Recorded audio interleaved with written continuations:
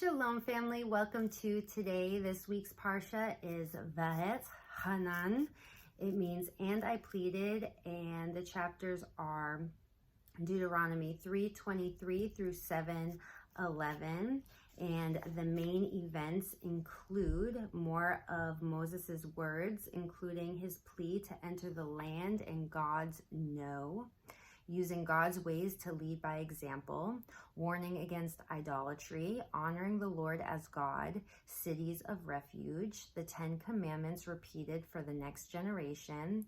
We have the Shema, and a reminder that God will be faithful to keep his covenant with those who obey.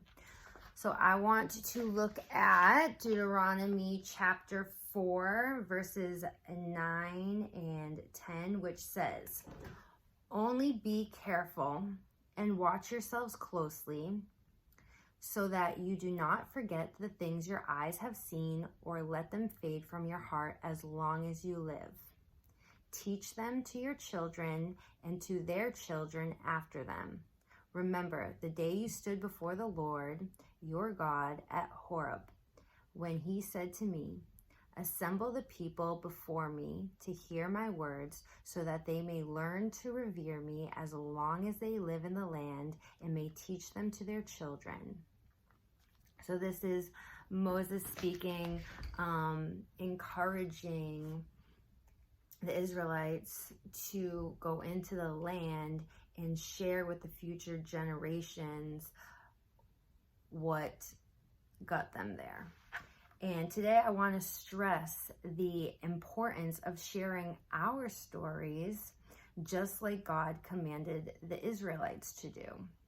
I personally believe storytelling is the greatest tool we have for bringing people to the faith. Our encounters with God, our relationship with him, it's different for every single believer because he's personal. He's true and he is living. People might not respond to a Bible verse, but most people love a great story with a powerful message. They might not become a believer because of it, but people will respond to the excitement we exude in sharing our miraculous memories, and it will likely strike curiosity within them.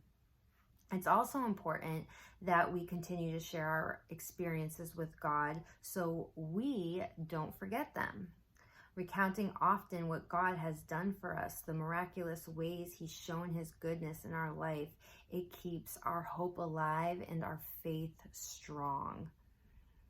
Because when God moves, it's not always or even often accompanied with bells and whistles. It's usually we look back over years and connect the dots, and then we see the big picture and hear those bells and whistles. So when things seem ordinary and God seems slow in showing his faithfulness, we can remember how he didn't just part the sea for the Israelites or take down a giant for David. He did it for us as well, and he promises to do the same for our children and their children. So my prayer today is we share our faith by sharing our stories. I love you all. Have a blessed day. Shabbat Shalom.